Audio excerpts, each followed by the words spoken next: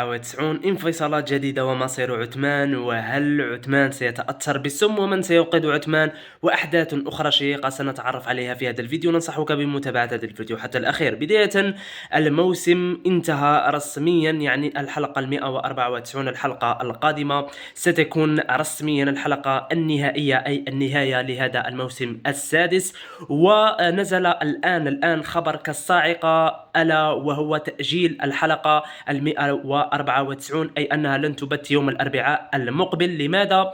لأنه على حسب الأخبار المسربة من الكواليس والصحافة التركية ومن مصادر موثوقة بالطبع، فتقول بأن بوزداك قرر تغيير السيناريو الذي كان مقررا أن يذاع في الحلقة 194. ما معنى ذلك؟ يعني بوزداك قام بتغيير عدة أشياء، قام بإعادة تصوير المشاهد، ولهذا لم تشاهدوا أن الإعلان الأول للحلقة 194 لم ينزل على القناة الرسمية لمسلسل المؤسس عثمان على اليوتيوب. لحد الآن لم ينزل الإعلان. فهناك من يقول، يعني على حسب الصحافة التركية، تقول بأن تأجيل الإعلان وبالتالي ستؤجل الحلقة 194 حتى الأسبوع المقبل. السبب هو كما قلت لكم بأن بوزداك قرر تغيير السيناريو للحلقة الأخيرة. السيناريو الذي كان مبرمج يعني من قبل كان عبارة عن سيناريو ليس تشويقي، فبوزداك قرر أن يعيد تصوير المشاهد لكي تكون أكثر تشويق للموسم السابع.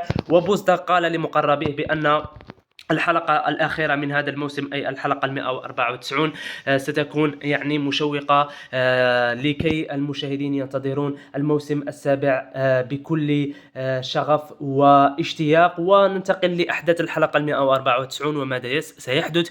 بداية، عثمان، من سينقذ عثمان من السم؟ هريستو، نعم، الذي كان عدوا لعثمان والذي كان صليبيا ومع الصليبيين ومع الكفار، قرر مساعدة عثمان، هريستو سيكون له فضل كبير في إنقاذ عثمان وبقية يعني المتواجدين في القبيلة بسبب السم. فكذلك من جهة أخرى أخبار رسمية انتشرت الآن ننشرها معكم، ألا وهي انفصال رسميا كلاوديوس، أي أن كلاوديوس في الحلقة القادمة ستكون نهاية كلاوديوس، يعني الحلقة 194. كما أشرنا لكم في عدة فيديوهات سابقة، قلنا لكم بأن الحلقة 194 ستكون هي آخر حلقة يمثل فيها الممثل كلاوديوس. ونفس الشيء كذلك تم تسريب خبر بأن ياغيت، نعم كما تعرفون بأن ياغيت الذي يعتبر خائن سينتهي دوره في الحلقة 194. صراحة الحلقة 193 لم تكن سيئة، كانت ممتازة من حيث الأحداث والسيناريوهات المشوقة، وننتظر بفارغ الصبر الحلقة 194. الآن الكثير منكم يتساءل هل يوجد انفصالات أخرى وهل سيكون انضمامات أخرى في الموسم السابع؟ نريد أن نقول لكم وأن نبشركم بأن الموسم السابع سيكون رسميا بعد 4 أشهر من الآن، يعني نحن الآن في شهر تقريبا جوان، ففي شهر أكتوبر إن شاء الله سيبدأ تصوير الموسم السابع من مسلسلكم المفضل، مسلسل المؤسس عثمان. وللأسف الشديد من الآن فصاعدا من بداية من الحلقة 194 لن نشاهد مسلسل المؤسس عثمان حتى بعد 4 أشهر من الآن، لأنه الموسم سينتهي إن شاء الله في الحلقة 194. أما الآن ندخل في صلب الموضوع، ألا وهو هل سيتم فصل علاء الدين وغونجا وبقية الشخصيات وسيتم استبدالها بممثلين أكبر سنا؟